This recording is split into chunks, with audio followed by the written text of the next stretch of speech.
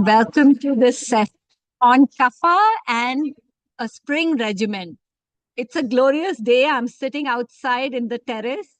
It's sunny, kind of. The sun is setting, and this is the best time to talk about the energy of cohesion, binding, the energy of love, and how to bring it back in balance. So, thank you for that introduction, and thank you all for being here. So, let me go back to what we're going to talk about. Whenever we talk about spring, we say, let's spring into action because spring is all about energy and renewal. So, why do we pay so much attention to a seasonal regimen or Ritucharya in Ayurveda? What is Kapha? What is Kapha balance? I know some people that speak Hindi talk about Kaph or phlegm. So, Kaph is a word for phlegm, but that's on the flip side. Actually, in terms of functional energies, Kapha is a wonderful energy. Why is this a good time to cleanse? What is the Ayurvedic perspective of cleansing? And then how do we do a spring skincare regimen to detox? How can Shankara help us reduce congestion? How can it help us refresh our winter skin? Why do we pay so much attention to natural rhythms in Ayurveda? Do you know that according to psychology today, we are the earliest form of medicine to follow chronobiology, which is aligning with natural rhythms. We know that our body aligns with natural rhythms. We eat 3 times a day. We sleep in the night if we can, if our profession does not necessitate that we, work in the night. We wake up in the morning. Our heart has a rhythm. There's a menstrual rhythm. Everything around us in nature has a rhythm. There are 4 seasons. Yes, we acknowledged that 5,000 years back, and we started talking about dinacharya or daily regimen, ritucharya or seasonal regimen. In 2017, the Nobel Prize for discoveries of molecular mechanisms controlling circadian rhythms was given. And it just corroborated what we've been saying for all these years, that our health and well-being can be better if we align with daily rhythms and with seasonal rhythms. We know that in the winter, we want to dress warmly. In the spring, it's a time of renewal. If you look around you, flowers are blooming, temperatures are warmer, animals have come out of hibernation, little baby birds, baby animals around. Yes. So that's why we talk about Ritucharya. Now, just as a recap, there are 3 energies that we talk about in Ayurveda, 3 functional energies which combine to give our constitution at birth. And if they go out of balance, that's when we get diseases. Now, they are a combination of the 5 great elements. Vata is the energy of movement, which is comprised of air and ether. Pitta is the energy of transformation, which is combined, uh, formed by fire and water. And then Kapha is the energy we'll talk about. It is the energy principle of lubrication, nourishment, cohesion, love. It is formed by the combination of water and earth, and it is moist. It's a cold principle. It's heavy. It's a little dull, soft, sticky, and static.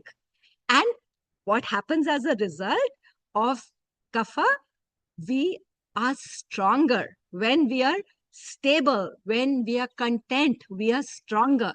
On the flip side, what can happen is there can be stagnation, right? So keeping this in mind, let's move ahead. Let's talk about the different dosha personalities.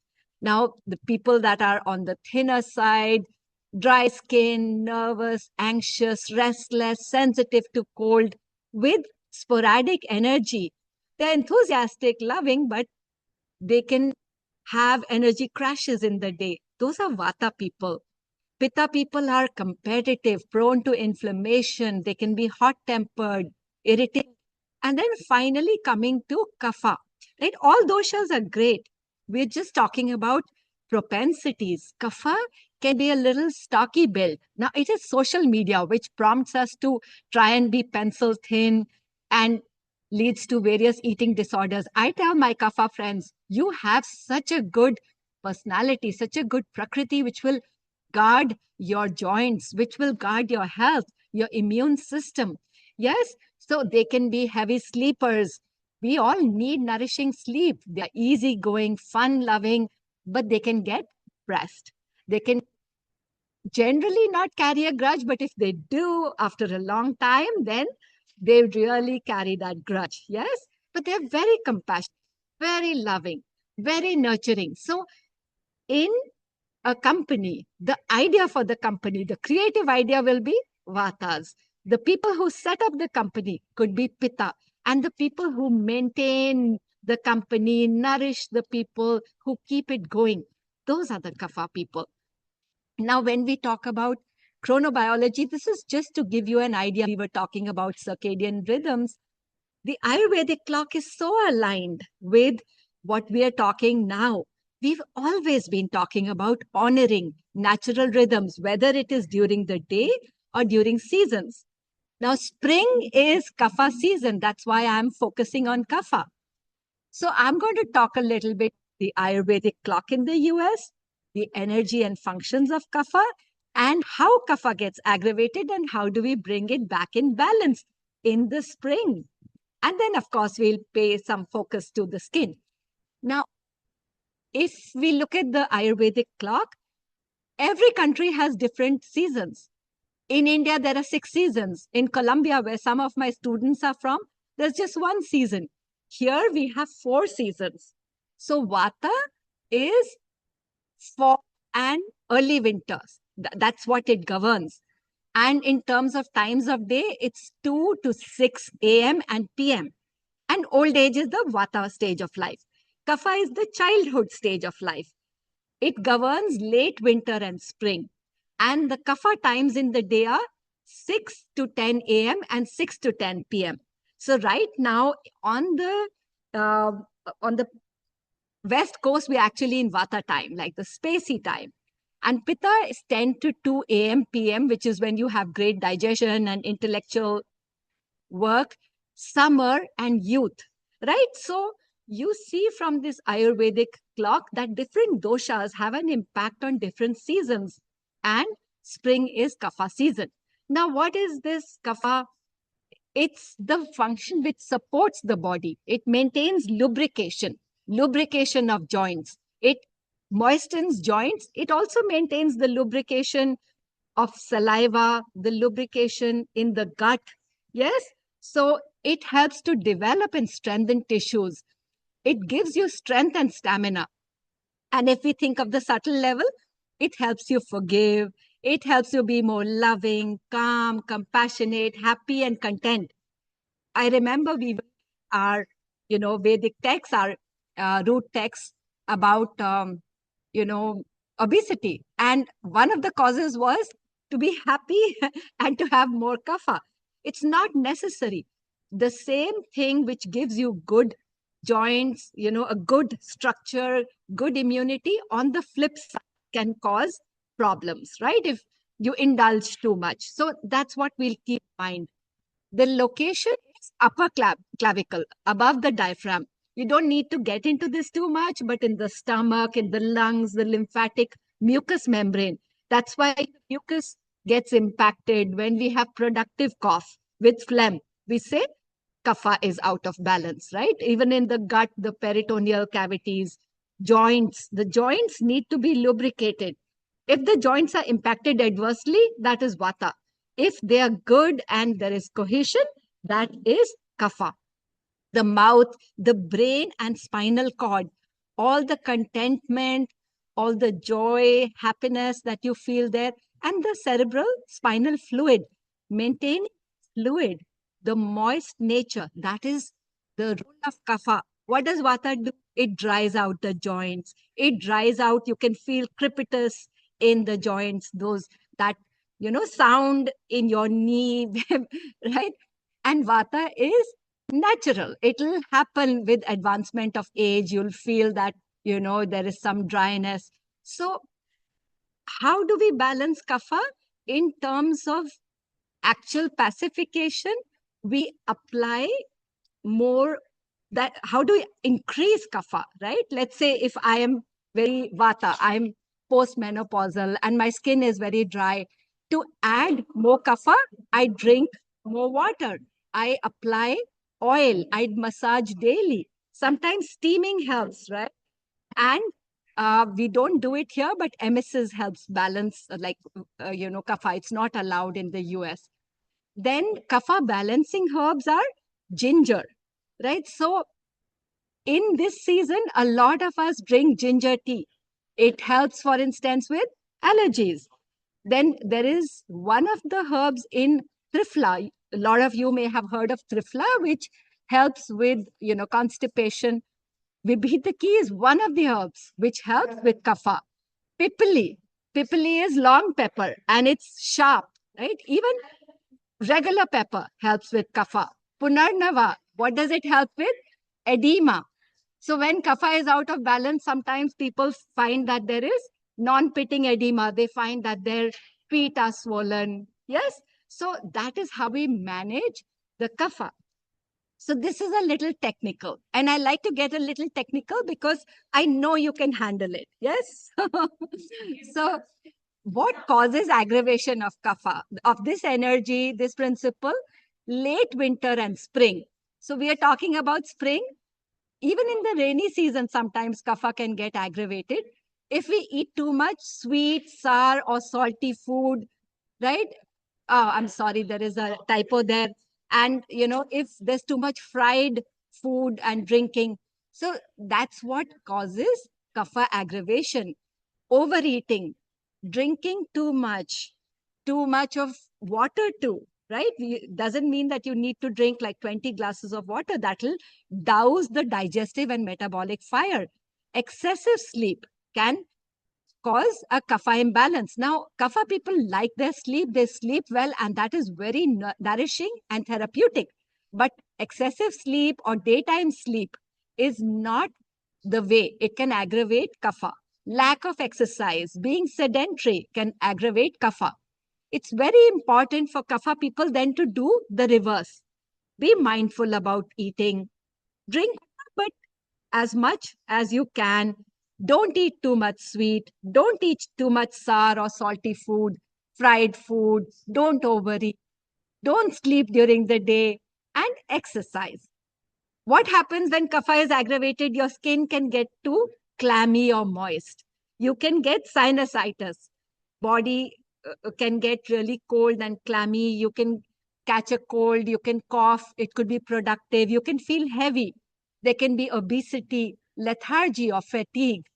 You can feel lazy. You can feel like sleeping, even during the day, or you tend to do that, and that aggravates kapha further. It becomes a cycle. Excess salivation and water retention or edema that I was talking about, swelling, right? Sometimes you'll find that people have, this swelling on their face, which is because of edema in their feet. So those are all the signs of kapha. Then we know we need to manage kapha.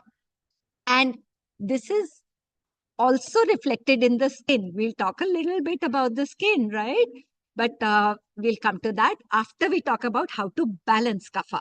So what do we do in the spring and when kapha is aggravated? One principle I need to tell you. If you have a vata aggravation, it could manifest even in spring. Yes, if I have dryness, it's not like my skin will automatically become very moist in the spring. I need to be mindful and personalize my regimen. But if generally you are healthy, you'll find that in the spring, kapha is out of balance. To bring it back into balance, you need to spice things up. You need to favor bitter foods, pungent. Now, I know we say don't eat too much chilies, but kapha is the only principle which can do well with chili. So anything pungent, astringent foods, all of those are good. Radishes, right? All of those astringent kind of, even bitter teas, they're all good. Bitter greens. I Have you heard of Karela? Yes, all those and they're really great for kapha.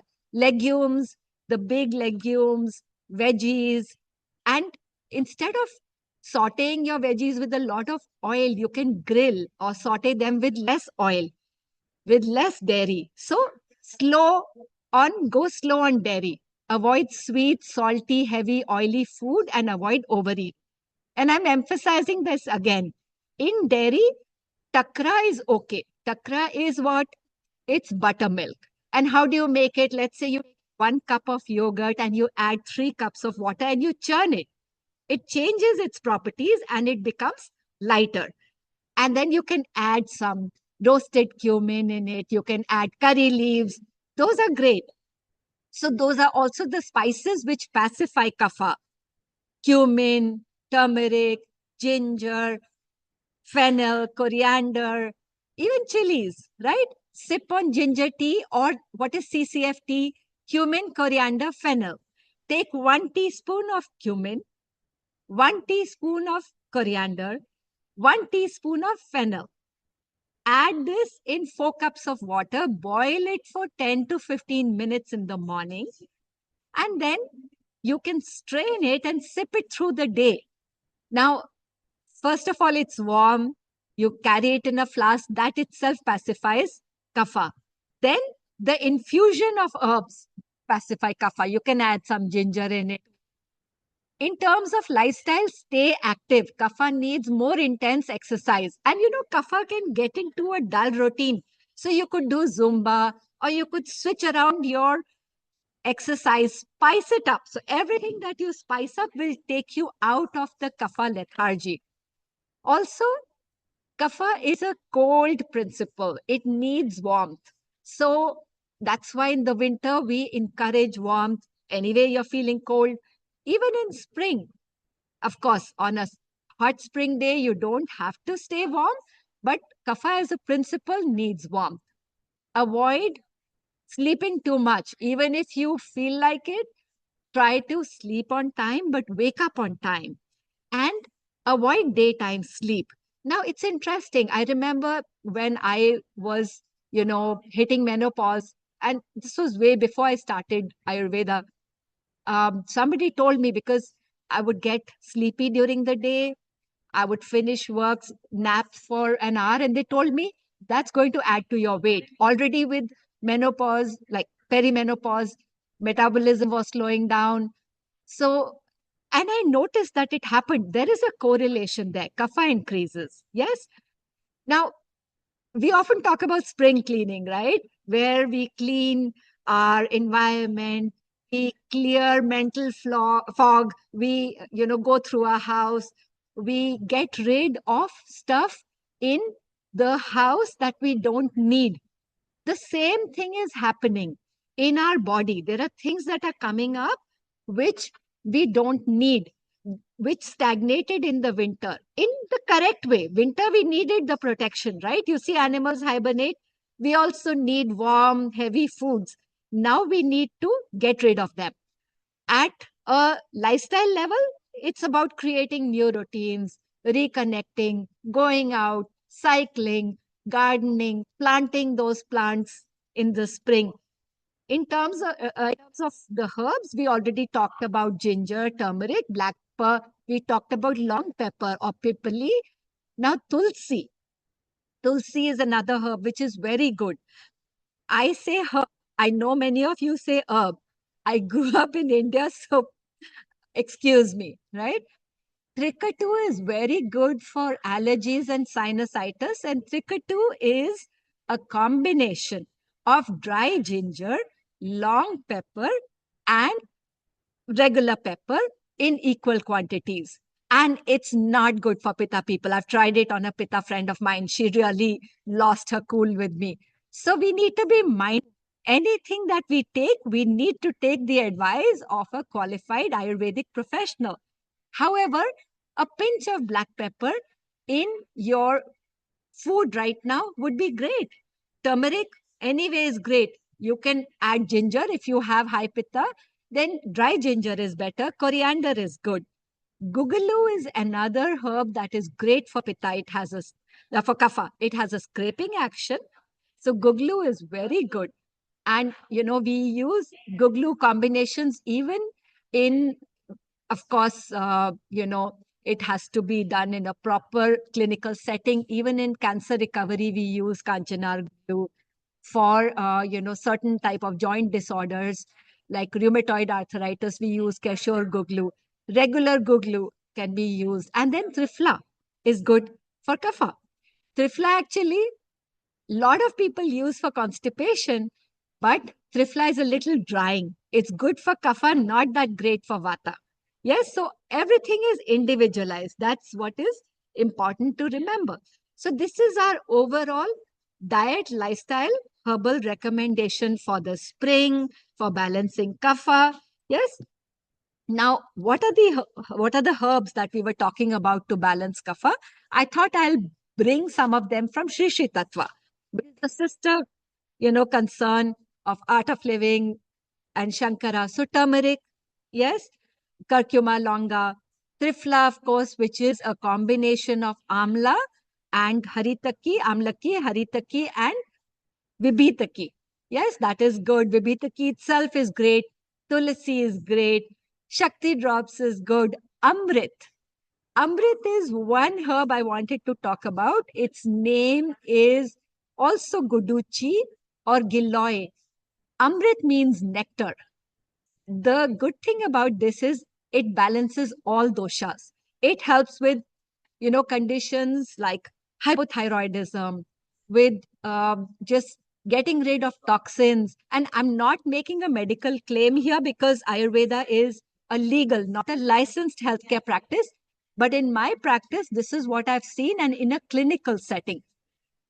I would request that you take any herbs only under the direction of your Vaidya or your Ayurvedic practitioner. But in India, maximum clinical trials that took place during COVID, for instance, were in natural forms of medicine and in Ayurveda, in Ayush, naturopathy. And then Amrit was also examined. And then some of Art of Living's herbs also formulations went through clinical trials. And their efficacy was very good in prevention of certain types of viral, infections also. Now, what is the exercise and yoga you do to balance kapha, right? Because it's different for everybody. You need more active yoga, more active asanas. You need to be energetic and faster paced. And we talked about this in the context of exercise. It's good to induce sweating. I wouldn't say that for pitta. It's good to stimulate the respiration, right? So you could do things like sun salutations or warrior pose because you want to bring up that, naturally kapha people are very laid back. So you want to bring up that warrior valor. And then the triangle pose, you can incorporate back bends, you can do inversions, but all within the guidance of a yoga teacher. And after consulting a health professional, the main thing is to rev up the system, to avoid stagnation in the system. What are the pranayamas you can do? So again, there are contraindications for each, right? Kapalbhati is good. Kapalbhati, you all know, right? So these are heating and stimulating, both, these pranayamas. Kapalbhati is called the shining skull breath. Then Bhastrika, a lot of us do Bhastrika in Art of Living if you are from Art of Living. But again, there are contraindications if you're pregnant, if you have a full stomach, if you have hypertension, then don't do it. Ujjayi or victory breath is great for kapha, where you actually, breathe by constricting the throat. Then there is the Surya Bhedan pranayam, where you breathe through the right nostril. But then after that, you should do some balancing breath work like, alternate nostril breathing. So anything that is basically heating up your system, anything that is getting rid of stagnation, constriction, all of that is good for kapha. And meditation, now kapha people meditate. Definitely do any type of meditation, but if you find that you're getting sleepy, try to start your practice with some kind of exercise or yoga. And then after that, you will find it easier to sit. Satsang and chanting is really good for kapha. Anything which stimulates the digestive and metabolic fire, that's what we are seeking. Yes. So now what happens in the transition from winter to spring? Let's talk about that. In winter, we slow down. Yes. What are we doing? This is very easily explained in Ayurveda. We are eating richer food. Why do we do that? If you see animals hibernate, we do that to protect our body. That's actually a time of consolidation, protecting. Movement is lesser within the body also, even though digestive fire is good. Now, this heaviness rises to the surface when spring arises. And so this transition is happening when you say manifests as mucus congestion, slower digestion, allergies, heaviness, brain fog. That's happening in the transition to spring because all that snow, all that accumulation is thawing. And because of all this mucus congestion, it's a time to renew. That's why, especially in the US, we say this is the best time to cleanse. Spring cleaning, cleaning of the environment. If you live on the East Coast, there's slush out, because the snow has melted and it, needs to be supported. Similarly, your digestion, circulation, metabolism needs to be supported. This is a time for you to switch from the heavier foods to lighter food, to warming spices, to move more. Spring is a time to reset your system. Winter was a time to withdraw, hibernate. Now you reset, you go outward. Yes, and you support your digestion, which is becoming sluggish because all that was consolidated is flowing. So, what is your diet, spring diet? Let's get into it a little bit more. So, you are eating lighter foods, nourishing food. You see how much attention we pay to food? You don't snack in between. Lunch should be the main meal, early dinner. Don't have, we talked about this, oily, processed junk food, too much sweet, salty, sour, raw, or fermented food. And a little bit is okay because we don't want you to go extreme and not have any fun in life. Yes. But favor easy to digest food. Bitter, pungent, and astringent taste. I talked about those. So you can try berries, high fiber, well spiced, steamed, baked, or grilled veggies. Like, you can try bitter greens or any seasonal veggies, cabbage, you can have turnip, celery, bitter melon, eggplant, all of this. And then in terms of fruits, have pomegranate, peaches, oranges, apples, grains like wheat, barley, corn, quinoa, millet. All of that is good. Moong beans, the big legumes are fine if you can digest them, adequately spiced. And then honey is actually reductive. Jaggery can be used. Slow down on dairy and nuts. Buttermilk is fine. I talked about buttermilk. All spices are good for kapha. Holy basil, which is tulsi, cardamom, cloves, that is garam masala. Yes, heating masala. Cinnamon, cumin, ginger, garlic, paprika, coriander, fennel, parsley, turmeric, everything. That's great. So kapha loves spices. Now, how would you do a spring cleanse with Ayurveda? So a lot of people go for a cleanse, they'll do a juice cleanse, and then you'll find there's so much dryness in the system. In Ayurveda, cleansing is a therapeutic form of intervention, non-surgical, but as powerful. And it is done in a personalized manner, guided by a practitioner in stages. So, can you do it at home? Yes, I would want you to do it guided because everybody's system is different. A kapha person can fast. A pitta person will get hyperacidity with fasting. A vata person will need a little khichdi, maybe a mono diet. However, as a general principle, if for a pre-cleanse one does 4 days of detox with a regular diet, mind you, just no processed foods, Try to go easy on caffeine, cut out caffeine by the end of the fourth day. Have your CCF tea, have some ginger tea. And during the cleanse, you can have more of khichdi. What is khichdi? Rice, moong beans, soups, steamed veggies. Now, you don't have to do an Indian diet. Whatever whatever principles can be adapted to your food. If it's a light Italian diet, if it's a light, Mexican diet, whatever it is, in the morning, you can have warm water and honey, pinch of cinnamon. You can have tea. You can even boil curry leaves in water. Half hour before lunch and dinner, you can have a little ginger juice and honey, a pinch of trikatu, which I talked about, which is black pepper, long pepper, and dry ginger. But avoid it if you have pitta. Yes. And then you can have some trifla in the night to basically have a good bowel movement. And then the last stage, you do this for maybe a week. And stage is rasayana with guduchi or amrit, maybe for 3-4 days. Now, is this the traditional Ayurvedic cleanse? The traditional Ayurvedic cleanse is done in an even more detailed way. We spend a couple of weeks in sparking the Agni, getting rid of the toxins. Then we give ghee, medicated ghee in increasing quantities. Then there is purgation, or what we call virechana.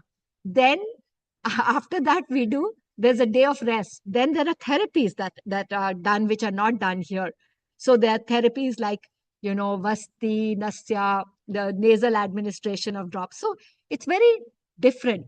But here, what you're doing is at home, you're just trying to improve your diet, like just go eat.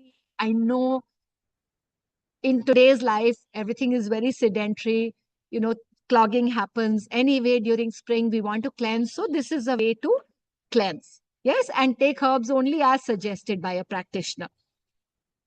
So I hope that helps. Now coming to skincare.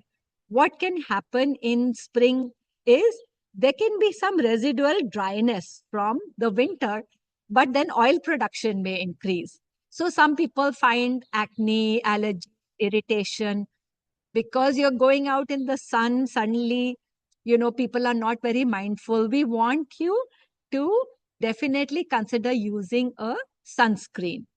Then, there are various, and I'll open this section, but I first want to talk about the principles. You can do dry brushing, and not everybody will benefit from dry brushing.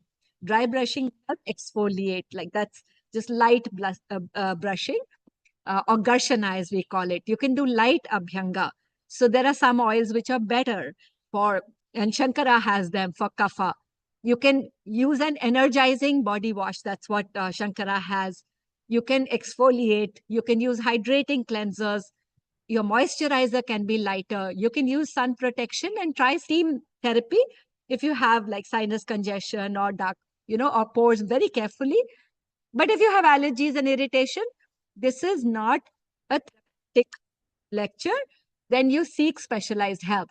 Now I'm going to try and open this, and I hope I can find my slides back. Let's try. So, all right, oily skin with Shankara. And I wanted to show this to you that, I don't have very good Wi-Fi. Yes, you have a purifying which does deep cleaning for oily skin. There is a meadow sweet. You've got a mystery discount. Okay. So I am lost. So I'm going to get out of this, but I just wanted to illustrate to you the various products. Sometimes I pull some products, and I did pull the energizing body wash. I wanted to go to this link and see what works for you. I'll tell you what works for me.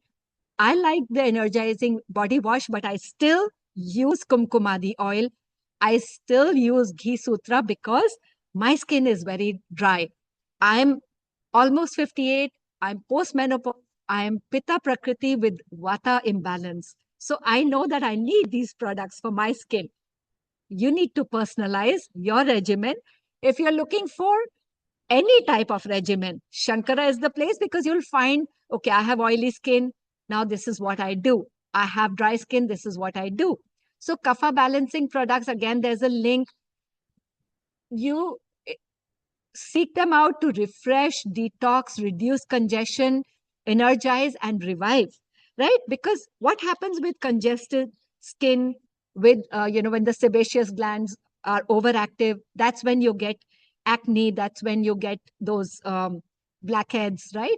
So you need to basically have something that will reduce that buildup of oil. Even your moisturizer has to be light. You have to exfoliate, you have to cleanse. Everything has to be more energizing and reviving. Those are the principles. We have the experts in the room, but those are the principles that we use Ayurvedically. Yes. Now, I want to talk about Shankara because this moved me very deeply. The Shankara story. Now, I started, talking to people in Shankara a while back, and I realized that 100% of their net profits are donated to humanitarian causes, whether it is to help children with their education or veterans who experience post traumatic stress. I don't know whether you've heard of Project Welcome Home Troops. I'm very deeply aligned with it. And 100% of Shankara's profits go there. So here is somebody who's making these beautiful products for skin. At the same time, they're doing so much good. They are doing uh, so you're actually, it's beauty with a purpose. They're doing something that's good for so many people in the world, and Shankara is sold in 27 plus countries. So I knew only about India, and I knew about, of course, America. And they have more than 40 years of Ayurvedic wisdom and heritage. So they've used 5,000 years of Ayurvedic wisdom and heritage over 40 years and combined it with modern technology to give you the best in 27 countries. And at the same time, with all their heart, they've picked projects to donate their profits. So what could be better in balancing skin? Yes, and in balancing out your life. So now I'm going to wind up and then I'm going to hand it over to you all for questions.